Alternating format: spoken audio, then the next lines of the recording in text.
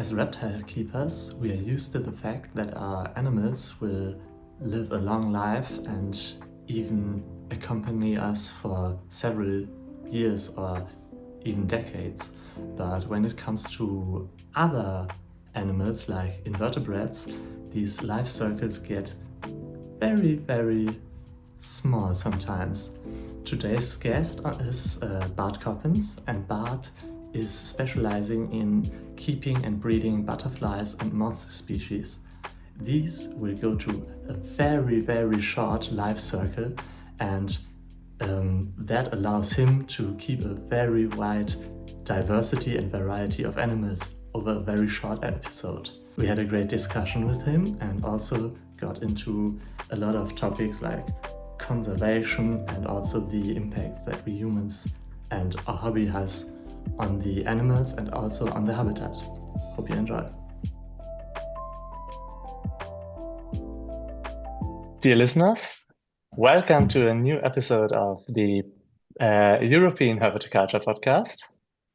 My wonderful co-host today is Stefan. Hola. And we have a guest today for you, something with a slightly different topic than usual, but I think that one will be a great one. And our guest today is Bart. And Bart will tell us something about insects and pretty special insects today. So welcome everyone. My name's Till, and I think we will get right into it. So Bart, what do we need to know about you? And can you describe what you do in a few sentences? Well, there is a small hobby in Europe that a lot of people don't pay a lot of attention to. It's called breeding Lepidoptera, butterflies and moths. And I guess I don't have to explain to people here what breeding invertebrates entails, because I know many people who would be listening have experience with this. But most people who breed insects or invertebrates, they are into stuff like tarantulas, stick insects, praying mantis. Even beetles are a little bit popular. But I feel like butterflies and moths is a little bit rare. A lot of people don't know that there are many options, So that's basically what I do. Butterflies and moths can be reproduced in captivity. I feel like with some basic experience, it's not difficult to breed many species. And what I personally do is, I promote it. I promote this hobby really on a lot of platforms, like on YouTube, Instagram. I also have a website about it, really. And, generally, I like to make people aware of, how cool of a hobby it is, really, because the problem that we have is our community is too small. Yeah, it's a really, there's maybe 1,000, 2,000 people worldwide who are really obsessed with it. So it would be nice to get more people interested, really. That's what I think. right. Yeah, I think most of our listeners maybe can think of this giant moth species. I think it's called Attacus atlas. I think they are pretty famous in the hobby, but beside that, I personally don't know many. So maybe we can go into the species or the species you're interested in most later. But I'm curious, how did you start? So how did you get into this small niche of the hobby? Well, the thing is, I have always been interested in this from when I was very young. Like, since I was a child, really, I was already collecting caterpillars in my garden and raising them to butterflies and moths. And when I was a teenager, I discovered, like, oh, holy damn, you can order them online. And much better species, and no more freaking cabbage white butterfly, but like the really big and cool ones. So from that moment, I've just really been obsessed. Thing is, I compulsively just need to talk about the subject. It's come natural to me, Some people, they look at me and they see what I do, and they think that what I do is a product of the attention that I get, but it's the other way around. Because actually, my dream was always to be like an entomologist, right, or biologist. I even went to college 2 times to study biology, but I fucked it up. Oh, it didn't work out. And but because of that, I was very frustrated because I always need to, I always just need to talk about it and release the energy. And it's because of that that I started like I write and make my own website. I Yeah. document the life cycle of every species I raise, like from egg to butterfly or moth. I document the caterpillars, all the life stages, the development. And for many species, it's not really well known. So I quickly accumulated a lot of useful information. Also, I made videos just because I like talking about the subject. I think I spent like 5 years making YouTube videos before I had like 1,000 subscribers. Nobody was watching it for years, right? So it's just that I just compulsively always need to be creative with it and do. And only like after 7 years or something, I slowly start to get viewers and people who read my website. And from there, it was really very quick growth. Then the snowball starts to roll downhill and it's growing quickly. But I've been doing it really for a long time and I never expected to pay off. That was fine. I'm happy doing it on my own. I'm happy just filming, photographing them. But of course, I'm also happy that somehow social media really just exploded and now I can make it also a part-time job. That's even better. So yeah, that's where I'm at really.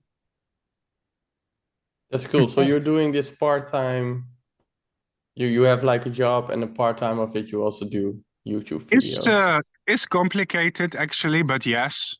Okay. I mean, I do have like a lot of viewers on YouTube. And I have readers on my website, so I do monetize it a little bit to compensate for the time I put in it. It would be nice to do it full time, but that's not really justified at the moment. But it's fine. I see it like an investment, and also I guess because of the attention that you get, I kind of exploit it a little bit to get involved with projects that I like to do. For example, I work together with a natural reserve in Southeast Brazil. And I have a breeding space there. It's like a breeding laboratory in a rainforest, yeah. And what I do there is I breed the local species in the rainforest. I just catch them and I try to breed them in the lab and document all the life stages. And for many species in the rainforest, the life cycle is unknown to science, right? There's a lot of biodiversity, like thousands of species with no information. And this natural reserve sponsored me, right? They sponsored my trip and the equipment that I need to breed insects in Brazil. And well, I guess my point is really it's because of the exposure online that I get to do things like that, because without it, it would be very hard. If you are like officially not a biologist, you don't have a degree, you don't have work experience. So for me, it's an alternative way to really do what I love, I guess. Cool. So yeah, that's my idea behind it, really. Yeah. So how did you, because you say the community is very small, you were a teenager when you found out that you could buy them, and I can imagine you could mostly buy caterpillar or the puppets.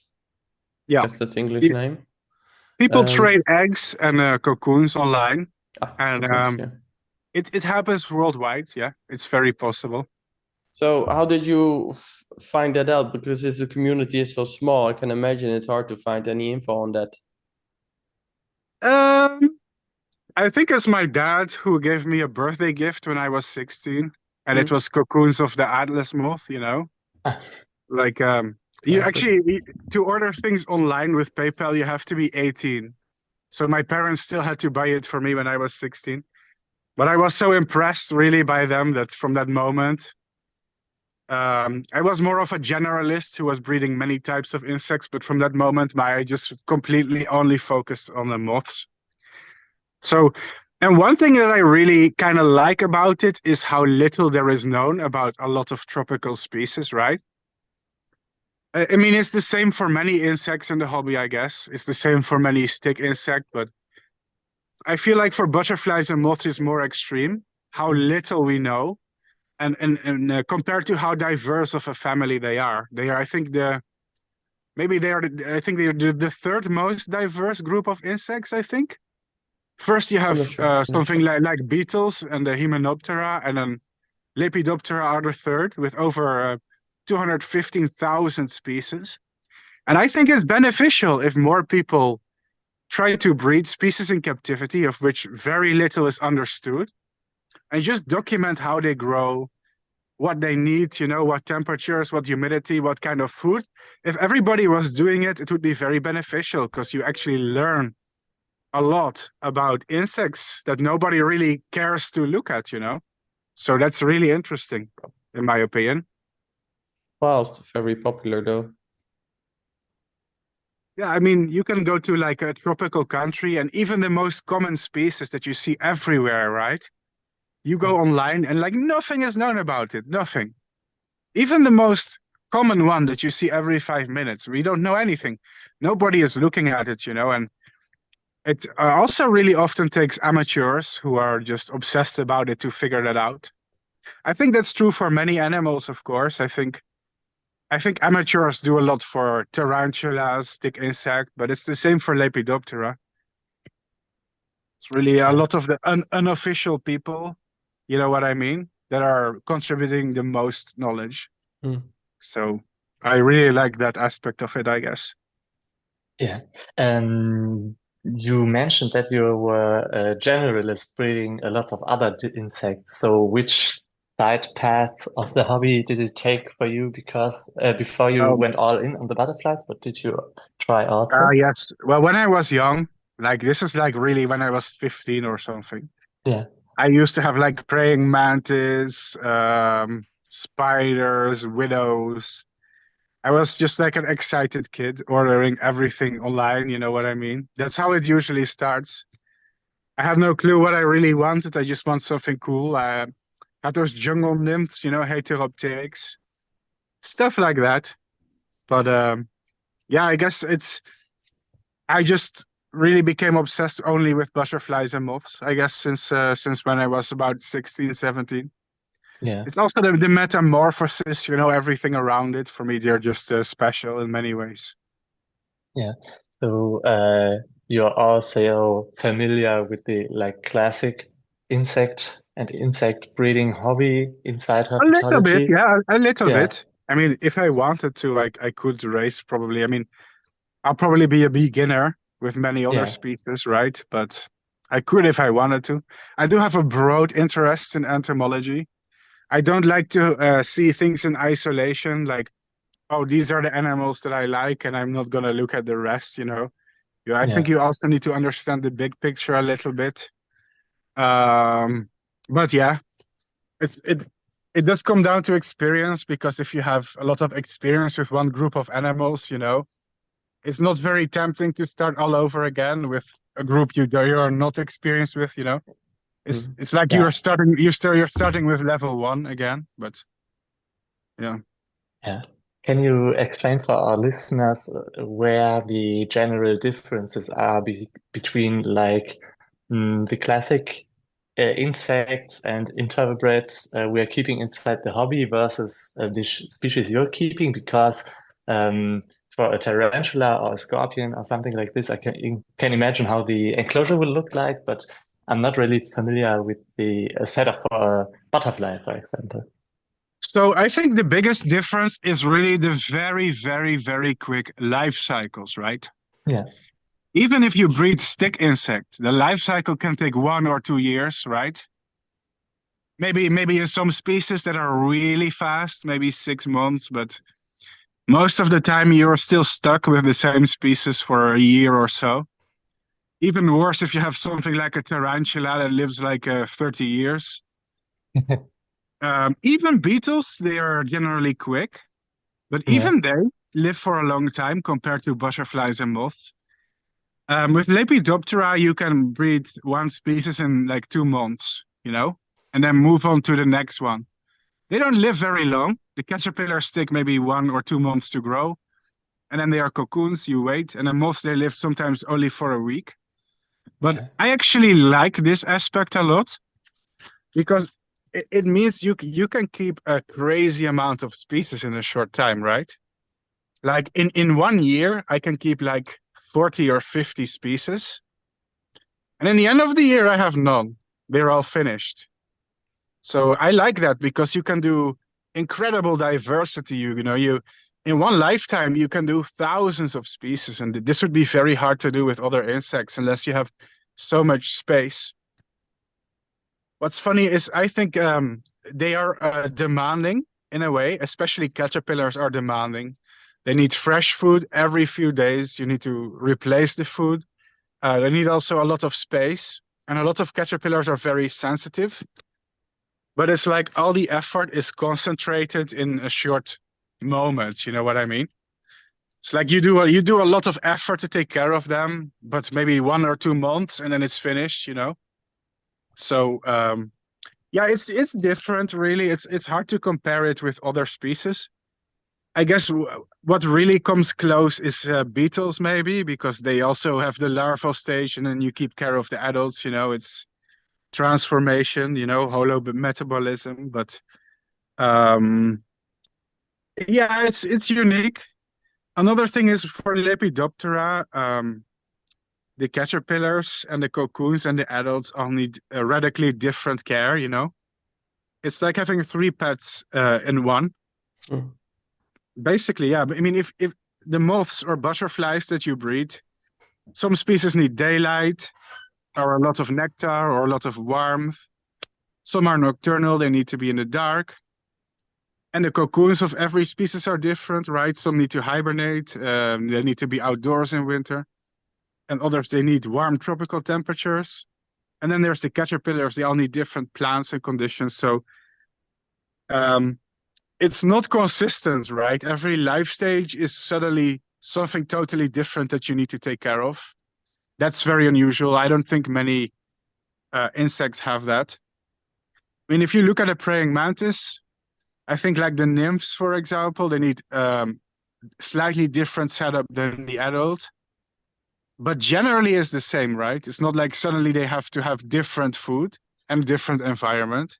Yeah. So yeah, and in that regard, I think it's really very different from other insects. Yeah, interesting because yeah, for us as a reptile keeper, if you have an animal for a long time and it suddenly dies, it's always like, oh, a bummer. And with your hobby, it's like more normal, more quick. Like you go through this lifespan so fast. So Yeah. it's just you. I think it's with an old reptile, it's also part of their life cycle and normal. But I think you have a different view on this when at the end of the year you don't have any animals alive, for example, right? Yeah, but I kind of like that. I mean, they are not companion animals, Yeah, I mean, I also have other parrot. I have a parrot, right? I mean, I can Ah, cuddle him, I can pet him. If he suddenly died, I would be very sad. yeah, But at the same time, when it comes to insect, I have less emotional attachment to them. yeah, And it's also nice for me not to have like a huge commitment. Because, for example, in winter, sometimes I like to travel or go to another country to make pictures of the insects there. And it's nice that I don't need to find a babysitter because I have like 50 species, you know what I mean? I know for people who have stick insects or beetles or isopods, whatever they need to find somebody to take care of all that. And it's always very stressful to leave because you come home and they're like, oops, I killed I put the air conditioning on, everything froze to death, you know what I mean? I don't have that kind of bullshit, like if I stop this hobby, I can quit like in 3-4 months and I have no more insects. So you can get started and you can quit very easy. And I actually kind of like that about it. You're not yeah. stuck with it forever, you know what I mean? Yeah. So Understandable. But it's funny that your other pet is a parrot that gets so because most parrots get so old. It's like the very huge difference to your yeah, passion. Yeah, but sometimes we need that, like to balance everything a little bit, right? but it's just one bird. It's not a big Yeah, burden on my life. But if I want to do something like what I'm doing on YouTube with parrots, I have like 50 parrots. yeah, It wouldn't be the same. Like you are not stuck with it for a long time. So that's Mm. that's actually a good thing.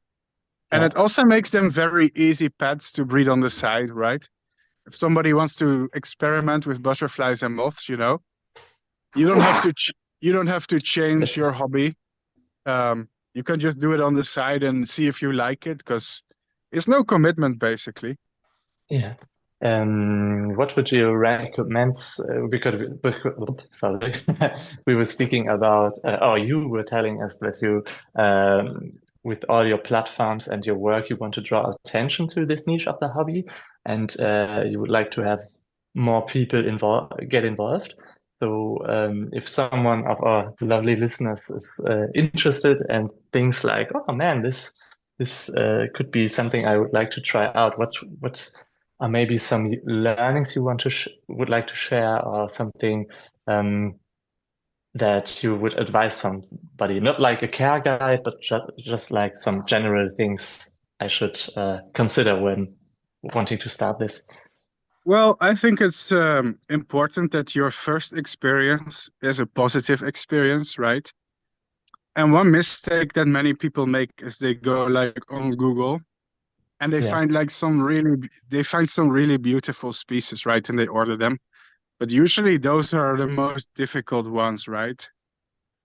For example, there is one species in the hobby, it's called a Chinese moon moth. I don't know if you've seen them, but they're very pretty. And I get like a lot of questions from newbies, like, hey, I ordered them on the internet, but here all the caterpillars are starting to die. What am I doing wrong? And it's like you have to do research, and what species are the best for a beginner? Because if the first experience with a hobby is positive, then you will be motivated to keep going. And I think every hobby has this problem, right? People immediately ordering the most rare and colorful species with no research. It's like you're learning to drive a car in a Ferrari. You know what I mean? You have to learn in a normal car first, otherwise you're gonna ruin it. And then you get experience and you work your way up. But it's something that many people do with butterflies and moths. I don't know why. Maybe it's a social media thing. People just see like a viral video of a very cool species and they're like, I want to have it. And then they get frustrated, like, because like everything starts to die. And they ordered something that's really hard to take care of. You have to have expertise, So that's the biggest advice that I'll give. Start with a beginner-friendly species. There's many available. So like you have something called the Tree of Heaven silk moth, Samia ricini. They are nice and they are very easy to take care of. One of the first moths that I raised is also the Death's Head hawk moth. They're actually easy. I can recommend those too. But yeah, make sure it's appropriate for beginners. That's what I would say. All right, thanks. So now we have something for the beginners. For you as an experienced keeper, so what catches you personally most right now? So have you something that is blowing your mind right now from the species you're keeping, or are it like the classic ones? Sorry, you're asking which one I like the most, or? Yeah, I feel like sometimes inside my hobby, I have something like a little trend for myself where I appreciate something more right now. So not an all-time favorite, but do you have something in mind right now? What fascinates you most at the moment out of the animals you keep? Mm, well, there's a lot of things that fascinate me, I guess, but it's hard to come up with like one specific example. Is there any I mean, group I you? could get into a million things that I find fascinating, but I have to see how those relate to the hobby. I Mhm. mean, one of the things that is interesting to me, for example, is some moths, they will eat different kind of plants in nature, right? But not every plant gives the same result. Let's think of an example, for example. Well, for example, the death's head hawk moth, right? They can eat ash tree, they can eat privet, ligustrum, they can eat potato plant, they can eat tomato plant. And in nature, sometimes species can eat many types of plants and develop on them normally. But on some plants, they grow better than others, but all of them are the natural plants. And I do think that's interesting. So sometimes I'm trying to experiment, I guess, a little bit to see which ones are optimal. At the same time, there's always a lot of things that fascinate me. So it's very hard to come up with like concrete examples from like what am I preoccupied with the most at the moment. In general, what fascinates me the most is really just the life cycles and the variety of all the caterpillars, the different morphology they can have. A lot of people don't see the crazy diversity that butterflies and moths can have, really. You can have them in all shapes, sizes, and colors. And maybe it's like a very basic thing to be fascinated by, like feel like a monkey staring at colorful stuff he doesn't understand. But yeah. No, but it's not. That sounds It's really a good. really interesting life cycle. Yeah. I think a lot of people are fascinated by the whole aspect of egg to caterpillar to cocoon. I think Till was also curious about, are there any like current like projects or species you are working with or learning about them, whatever, in your own, because you said you are trying a lot of species. So are there any specific species or groups you are currently working with? Well, there's a cool one I'm trying to breed at the moment. See if she wants to cooperate. Um, is it working? There you go. Oh, Yeah, it's wow. Yeah, it's a tiger Great. moth that I got from, I think it's from Thailand. Very beautiful, see? for sure. It may be a weird question, but won't it fly away now? No, they don't. Actually, most species are actually quite calm and don't fly away right away. That's If you are beautiful. careful with them, right, or you don't like mishandle them. Yeah. Most of them are nocturnal, and during the day they just sit completely still. Like a bright red head and yellow second pair of wings. That's cool. Very It's interesting. So you do try to breed them, some species. breeding. Yeah, I breed a lot of species here in captivity. Yeah.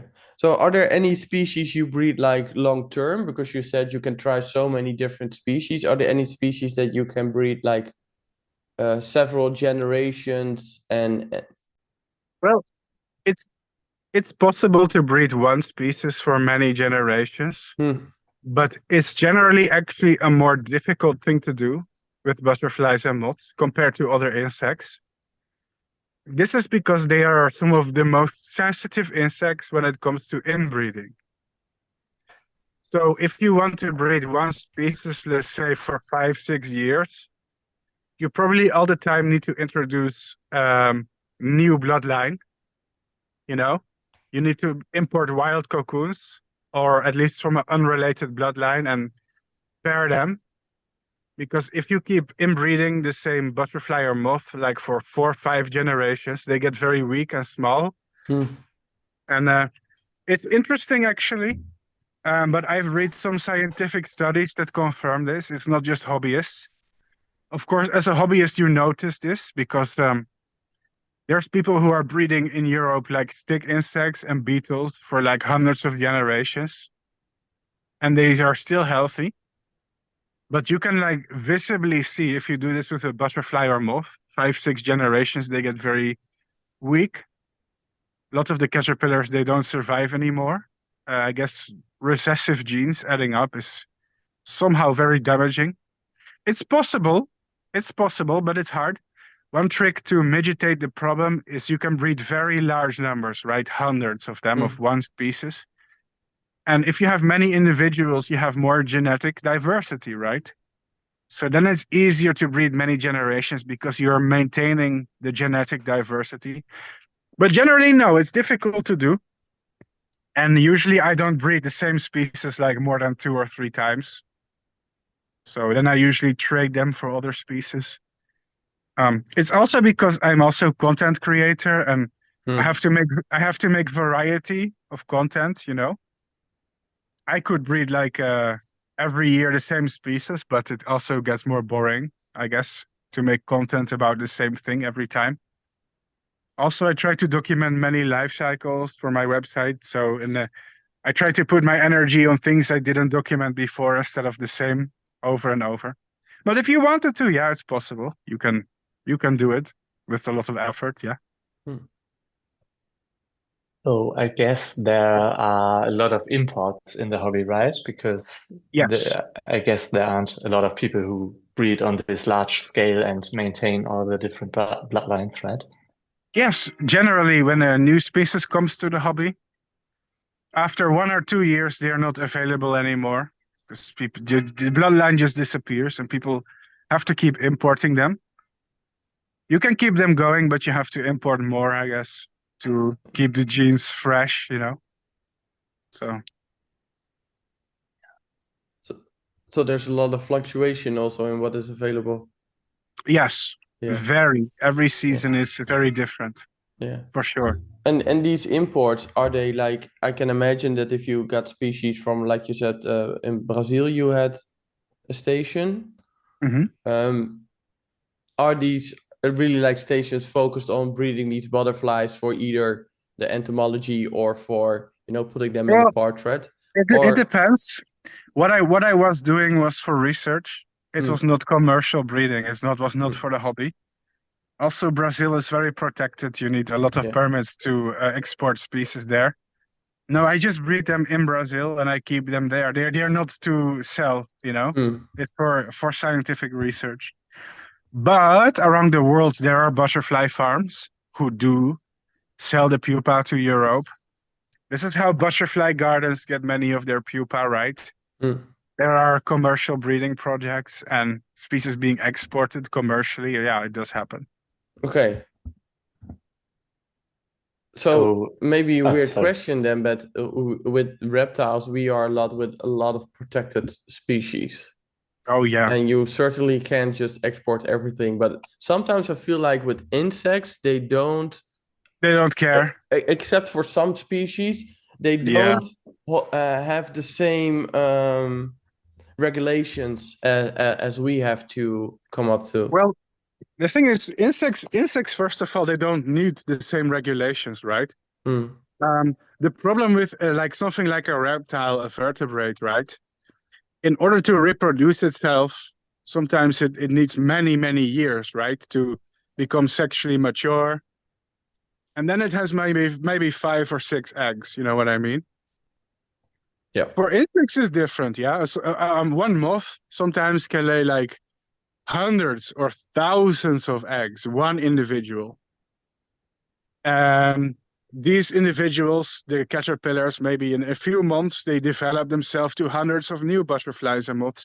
So when it comes to poaching, when removing individuals from the wild, is my opinion, with most invertebrates, not all of them, but most, it's not so harmful as, for example, me taking like a python or a lizard, like from the wild. It damages the population less. And when we look at endangered butterflies and moths, the species that are actually going extinct, in every case, it's because we, humans, we fuck up the natural habitat, right? We destroy it. We cut down the forest, we burn it down, we use pesticides. Um, so yeah, I do feel like, and I'm not saying that there should be a lawless world where people can just take what they want, right? But I feel like if it is for interest, you know, for educational purposes, I don't see any problem with it myself, especially if it's just taking the eggs of one butterfly or moth. If it comes to the population, it basically has zero impact. Hmm. And it's true, but I do have to agree with you, there is a bias. Because if you look at the species of butterflies who are protected worldwide, or moths, it's maybe 20 species out of 200,000 or more species. And all of them are the biggest, most colorful one, right? Like the bird wing butterfly, Hmm. very protected. Why? because it's more big and colorful than the rest. I'll tell you, in Italy, in Europe, there is a volcano, the Monte Hmm. At the slope around the volcano, there's a little moth species, a very primitive one that's been there since the Ice Age. The whole species is found in only 50 square kilometer area. It's endemic to one place in Italy. This is very rare and Yeah. endemic species. Somebody give a shit? Nope. Is it a CITES species? Is it protected on European level? Nope. Because it's a moth. It's a brown, hairy thing. So nobody cares. So yeah, there is a bias. So despite the fact that I didn't like these laws, I think insect conservation should be focused on conserving the habitat, right? Hmm. People like to blame collectors and breeders a lot, like for, oh no, these butterflies are going extinct because of the evil collector, you know? There is no scientific evidence that any population, at least of butterflies and moths, was ever endangered because people collecting individuals. But it's easy to point the finger to that compared to big systematic issues. Like, hey, they're cutting half of Borneo down to make a palm oil plantation. You know what I mean? Yeah. The palm oil that's in your and my Nutella every day. That shit, that is killing everything. But if you touch the butterfly because you are actually interested in these insects and you care about them and you want to study them, then you are the bad guy. So yeah, I do. Of course, I have to put some nuance, right? I am not a big fan of like big commercial smuggling operation, you know. Sometimes you get one greedy person and they fill their suitcase with like thousands of beetles and butterflies and them selling them on eBay. Well, I think that's shit, you know, that's just commercial exploitation. And I wish that there was a world where we hobbyists, right, who have a real interest in this stuff, that there were actually official legal options for us to do this. Because I think it's beneficial. I think it only helps. And it sucks that there are often like these blanket bans on everything. That being said, when it comes to butterflies and moths, it's very hard to get in trouble. Unless you are doing something really stupid, right? Most species are indeed not protected. This is true. Yeah. It's sad because like insects are really in the center of this biodiversity crisis we are facing.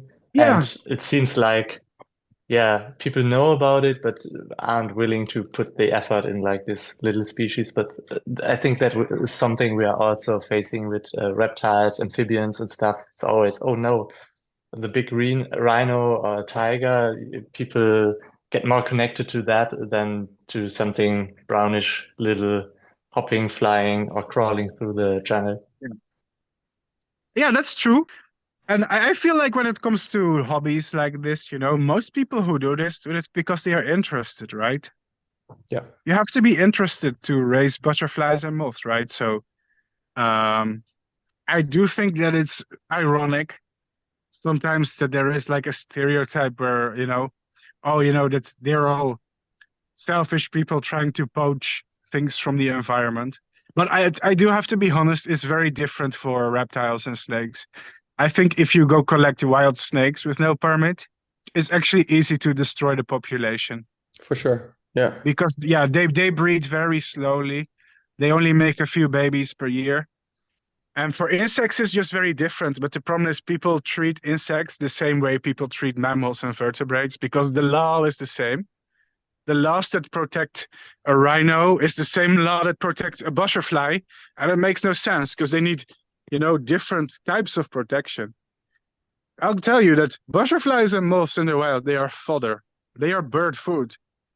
If you look at one bird species who is raising like chicks, they probably consume like 2,000 caterpillars or more before they are fully grown. Some insects have in the wild a mortality rate of like 90% or higher.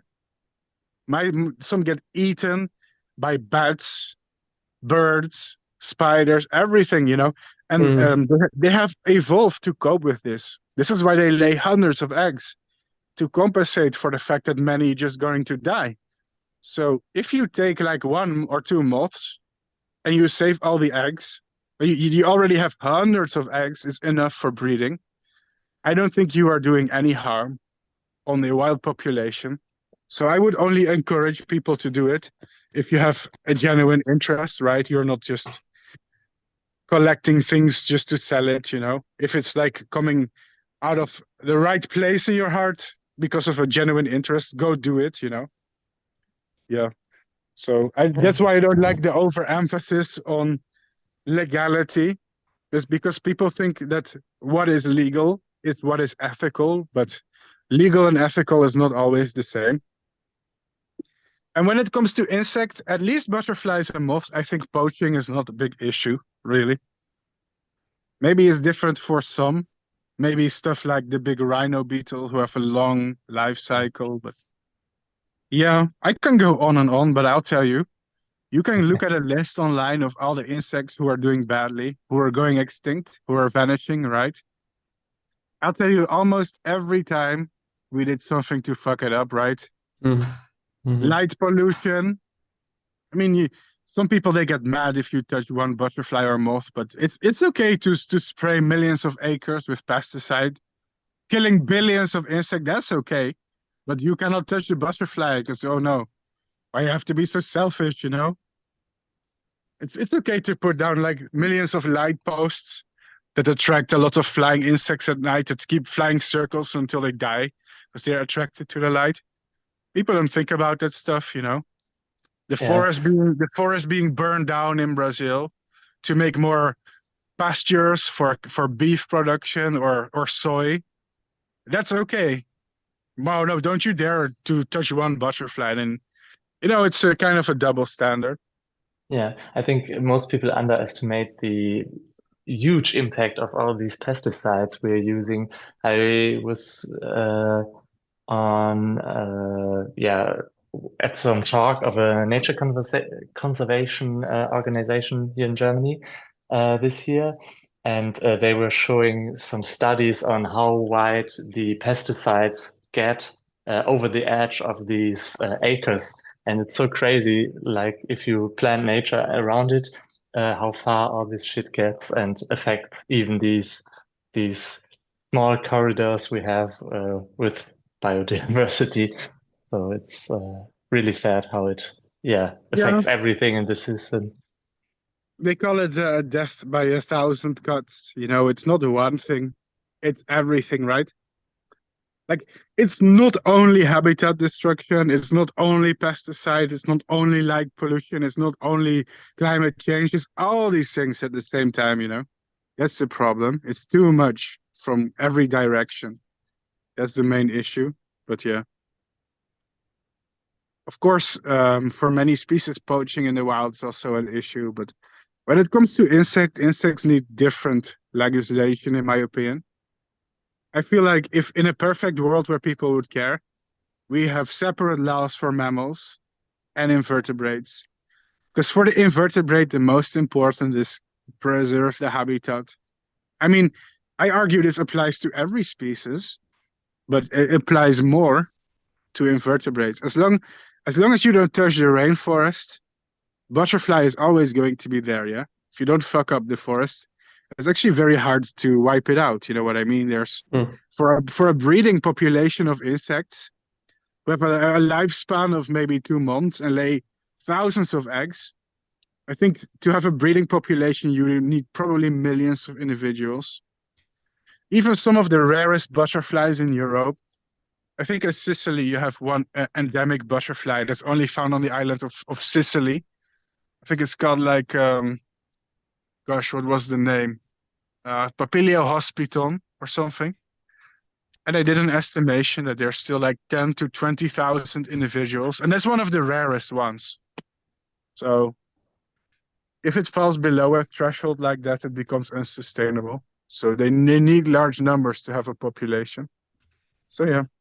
Yeah, so it can go really bad really fast, but they also have the potential to like recover pretty easily as long as you make sure that the conditions are met. The thing is, conservation for me, for insects, is not about individuals. No. But we focus on individuals, right? Like, killing one individual butterfly, catching one individual butterfly of a protected species is okay. Sorry, it's not okay. It's forbidden. But it's okay to destroy the habitat. You know what I mean?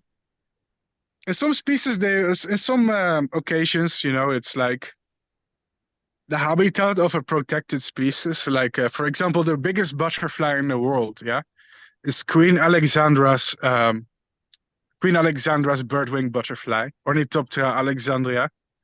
It's found in a valley in Papua, I think the Popondetta Valley. It's highly protected. CITES Appendix 1. If you kill one of them, oh man, you have a big problem. But they are turning half the freaking valley in a palm oil plantation. And that's okay. The species is on Appendix 1, highly protected. So why you don't give a fuck if people literally cutting down its home, you know what I mean? Makes zero sense to me. Yeah. So I do know there's some local, like if there's a field or whatever and they need to build there, then they need to apply and there's an inspection service and they check if they don't impact those animals. But that seems to be all very local and depending on the country. And maybe more so in the West and Europe, but yeah. If you go at least to some of these places where are these CITES protected butterflies, it's like, there's no limitation on how much people are allowed to destroy everything, right?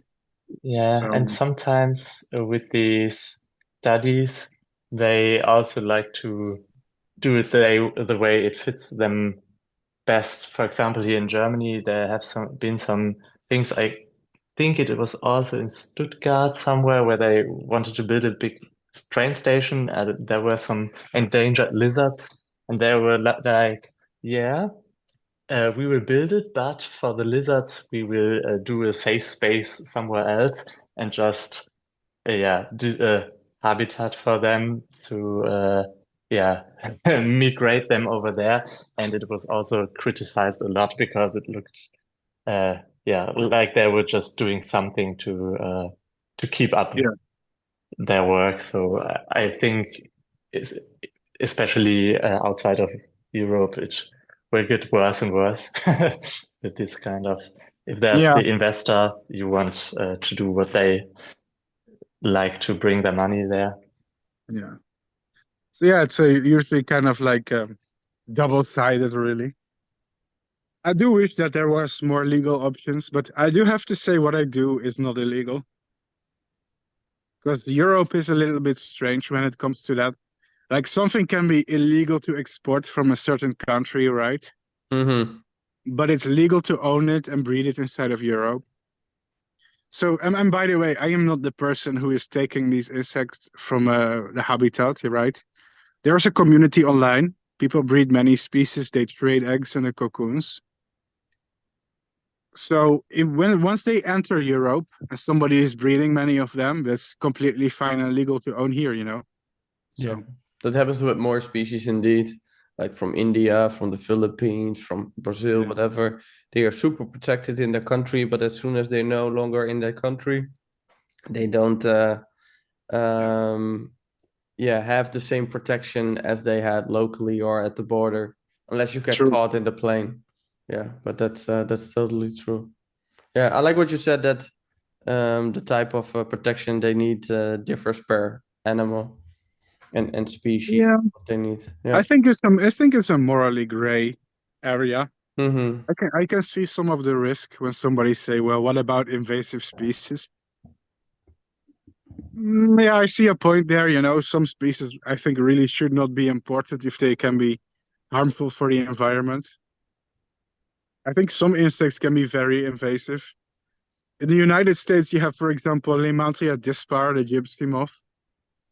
And they were introduced from Europe.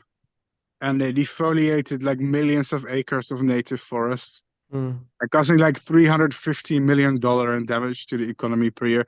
So this obviously there should be some limits, to common sense, but I don't know. It's a really another thing is just like the laws are not consistent about it. It's kind of weird. So But in my case, actually, like what I do is everything I do is legal, and I have to be legal about everything because I have a big footprint on the internet, so I have a lot to lose, right? Yeah, it Yeah. would be stupid too. Yeah. Yeah, I have it's the true. Like, same. I have the I same. I mean, have some lizards when people are always commenting like, "Aren't those illegal?" And then I'm like, "Man, it would be really dumb of me if I would be posting illegal activities, especially in the Netherlands. You know, they will get you." So that's yeah, funny. exactly. I mean, for me, it's also like I get collaboration with stuff like natural reserves, right? Hmm. Natural history museums sometimes. So if these people find out like I am smuggling protected, then it's over. They don't want me. They don't want me anymore. Of course. Yeah. So so yeah. So in my case, but when it comes to butterflies and moths, really, it's almost free for all. At least here in Europe, almost everything is allowed. There's maybe a dozen protected species, and that's it. And it's like, yeah, well, it sucks that some of these cool species are protected, but like 99% is not. Yeah, there's so much other cool So, stuff. so it's better not to rock the boat because you were greedy and you just had to have the one thing you were not allowed to have. Just let it go and breed all the other thousands who are legal to own. So, Because it's such a small community, as you said, and honestly, I don't know much about the community, but do you think the community, and then maybe in Europe, but also over the world, is able to make those sensible decisions? Like, okay, maybe that's most about time, yeah. introduction of disease, the Mm, moth you talked about, this rare species. Um, yeah, do you think the hobby itself is able to manage itself, especially as it's so small, or do you think that the want is really high? Actually, yes, because it's a small community. Okay. I think the more popular a hobby is, right? The more it attract people who just want attention, and Yeah. have bad practices. Well, for example, when it comes to reptiles, you have like on YouTube a lot of shitty pet owner, right? Yeah. Who get millions of views because it's a popular hobby. You know what I mean? But I feel like when a hobby is not popular, when it's small, one of the advantages is there is not much to gain. So I guess it will attract less people who are just only in it for the money or attention. You know what I mean? Yeah. To be honest, if it comes to butterflies and moths, there is not much money or attention to gain at all. It's too small and unpopular. In fact, me and my small channel are already one of the biggest channels about it on the whole internet, right? And I have over 40,000 subscribers on YouTube, and that's one of the biggest already. But if you look at ants, for example, there's people with Yeah. millions of subscribers. You know what I mean? Millions. Yeah. And that what attracts the people that are doing, yeah, what brings the clicks and draw Yeah, the I do attention think back so. from the good practices. Yeah, yeah, I think so too. Yeah. We see that a lot in the reptile hobby, as you mentioned. Yeah. Okay. But that's good to hear that a small community also helps to like Yeah. maintain the good causes. Do you think or do you wish or what do you think has to happen or to change to drive the impact of the community even in more positive direction, like more to conservation? Well, I'll be honest. There is generally very little drama, and I think it's because it's so specific, right? All the people who do this are people who really care. Yeah. I mean, sometimes I spend time on Facebook, and I'm like in a praying mantis group. Man, Yeah. these people, they are fucking psychotic, They are cutting each other's throat. Like, oh my God, this is the improper enclosure for this species, and I'm like, blah, blah, blah. My God, Actually, but I never really experienced this when it comes to butterflies and moths. I mean, the worst experience I had is maybe people who want to buy cocoons to release the butterfly in nature. Mm. But then I find out like it's like a 12-year-old child. I'm like, it's dumb, but his parents should be taking care of him, right? But I feel like no, I really have not encountered many really malicious people. I mean, I do wish that the hobby was bigger, but I do like the fact that it's small. It's such a small community. Everybody knows everybody, right? So if you do something bad, like you scam somebody, then everybody will know. Then like you don't get a chance to scam somebody 2 times because everybody will know. You know what I mean? You can throw out the bad people really quickly if there's only like everybody is connected when it's a small hobby. That's the nice part, I guess. But yeah. Nice. Um, cool. And in terms of like looking into the biodiversity crisis, I know it's a huge topic. I think we can talk about this endlessly, but do you think the hobby can also contribute into a positive way to help with this Yes. crisis? Yeah, I think so. I mean, if you buy like butterflies or moth books on the internet, a lot of the time the pictures of like the caterpillars and all the life stages are made by amateurs. Yeah. In the Netherlands, there is one guy, I think he's called Jeroen Voogd. He raised thousands of species from the Netherlands and thousands and compiled it out into a big book. I have somebody on Facebook who is into breeding micro Lepidoptera, those really super small micro moths that are Yeah. almost too small with your bare eyes. Turns out when those really small species, even in Europe, what host plant they use is unknown for many species. Okay. Even in the Netherlands, where almost everything seems documented and known, those really small, super tiny moths sometimes still a mystery. And he is breeding them and like finding out, oh well, caterpillars of this species live like in the seed pod of this plant. And he made a lot of discoveries. So yeah, it's possible. It depends how you do it and how you spend your time and energy. But Yeah. yes, there is actually a lot to discover in this hobby, and a lot of things that will actually also help the conservation of some species. Yes. Yeah, I think that's especially true for the species we have at home, like the our endemic species right here, because I recently read a book about biodiversity and insects, and there I learned that most of the insects we have here are like specialists, so they only take food from very few sources and don't have a big diversity. And when it comes to these mixes of seeds you can buy at the hardware store, for example, it's always like, hey, this is insect-friendly mix. And most of the time it's just invasive generalist plants, and most of the specialist insects we have don't can't eat from them. So Yeah. I think that's also something where the knowledge is the key to save also these specialist species. Yeah. I mean, generally the best is not having to interfere because you conserve the environment, right? Yeah, When you have to plant flowers because you cut most of them down, then you're already in trouble, right? Like nothing that we can do, like replanting trees, replanting flowers, nothing will ever be as good as just conserving the environment that is there. I mean, there's places like in South America where they are replanting rainforests, which is good. It's a great effort.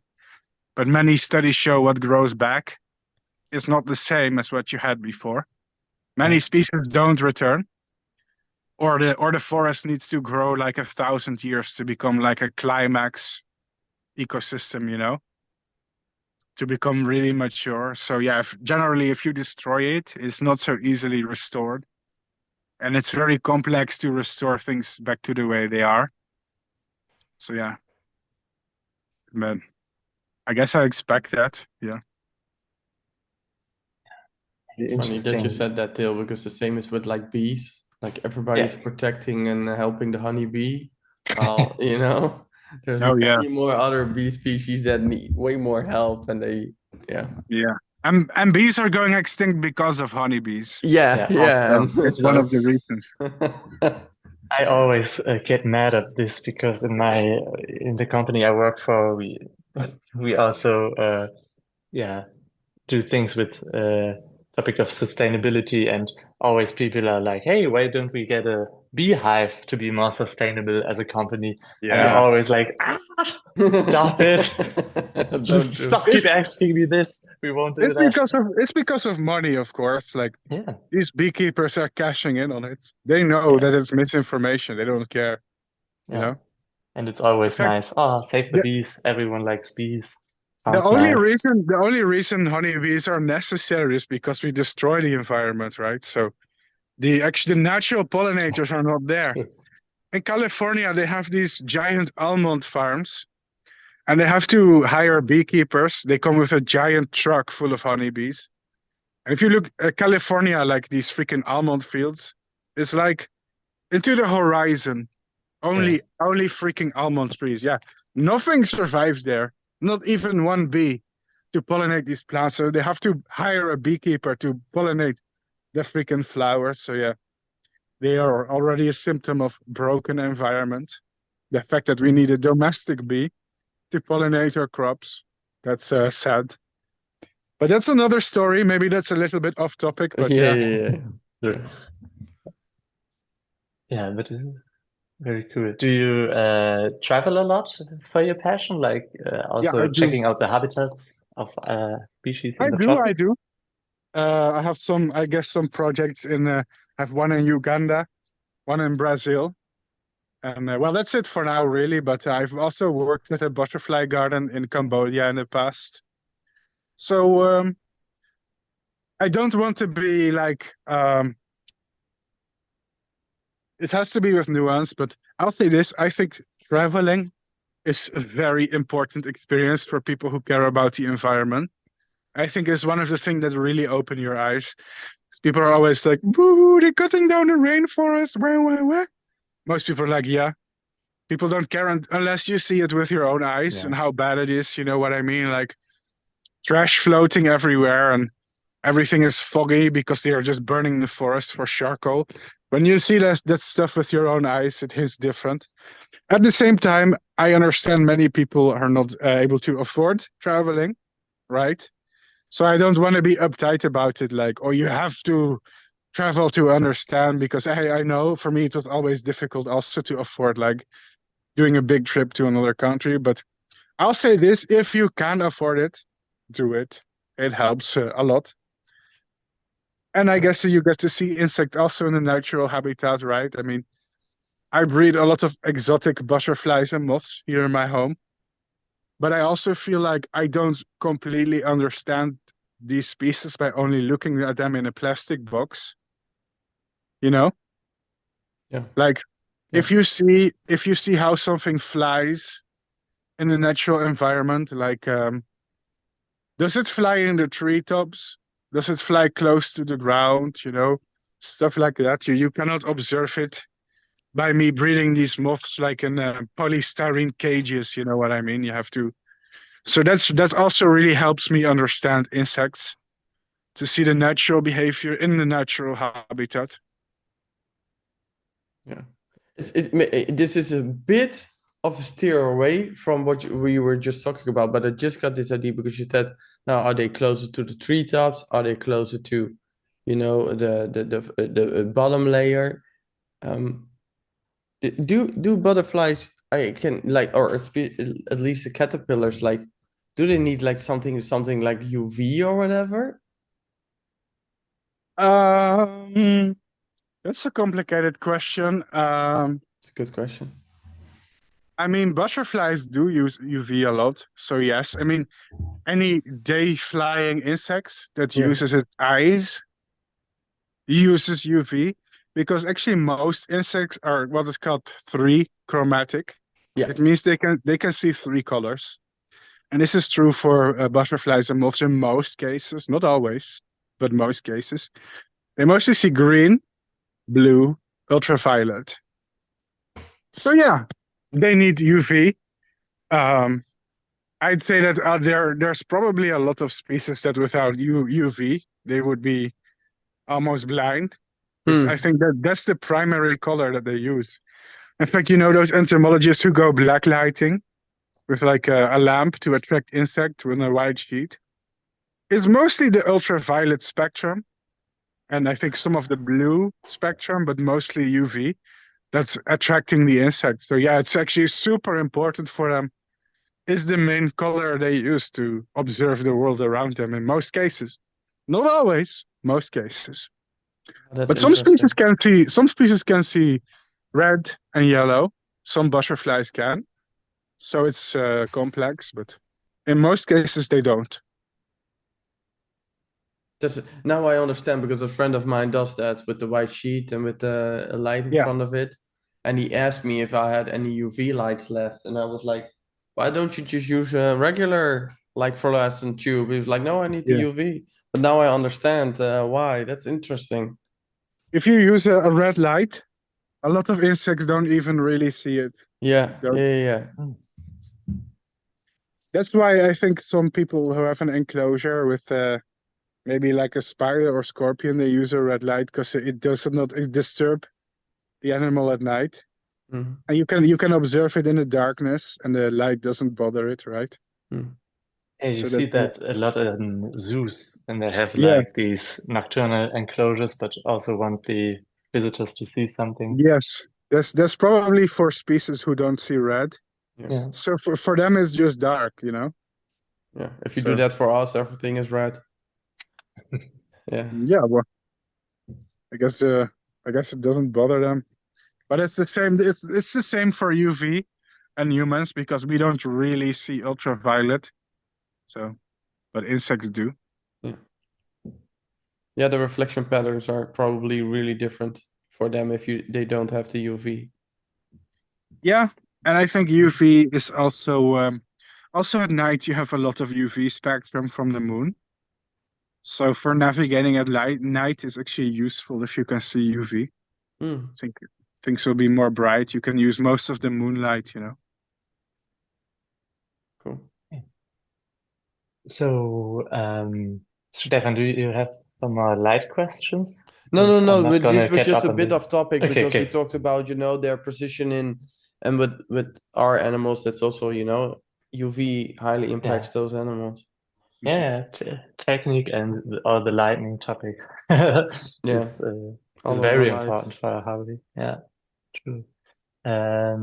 So Bart, do you have any projects you want to achieve in the nearer future? Do you have any plans for the next year? Well, Where you want I, to expand your hobby? I found a moth in Uganda last year, and it's not in any records. Um, I am secretly hoping that it could be a new species, but I don't want to be confident about it. Mm. I don't want to be, guys, I found a new species because it will be embarrassing if later we find out it was Yeah. a known species. This is actually very hard to find out. I was surprised, but there's a lot of obscure families that's very hard to find any literature. And you have to check like in old museum collections and blah, blah, blah. Let's say there is a chance that maybe it's something new. I would be very happy if that's true. That's one thing that I'm at least working on. Also have some life cycles of some moths from Uganda that are undocumented. So I'll just usually I publish like a small paper. It's nothing complicated. It's like baby level science. Like you show all the life stages and how they grow up, but it's still new. So I'm happy with that. I'm happy to discover any new information about insects. That's what I love the most. I like saying, I discovered this, Me, I did it. Yeah. It's addictive, to find something that other people have not done. That's a big challenge, That's what I try to do. So stay tuned, I guess. I do need some luck because they're gonna do like whole DNA analysis and this and that. So yeah, Fingers crossed for you. Sounds very, very interesting. it takes a long time from what I know, unfortunately.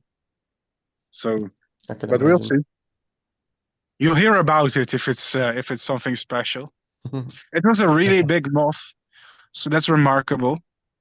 Usually, when if a species is large and you cannot find it like in any literature, that's suspicious, you know.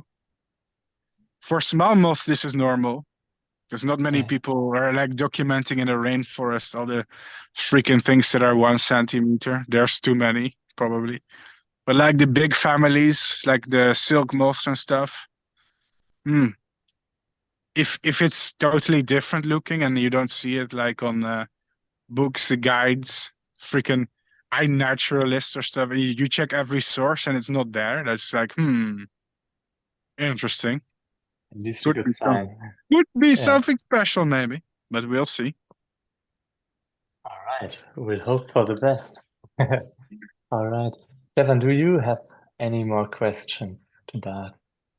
No, I think that in the basis questions were answered. It was really interesting to hear about the protection in species and also if it was possible to breed them, because I know our host Flo, I don't know if you heard him talk, but Flo is really interested in maybe one day using butterflies or caterpillars as a supplementary food item.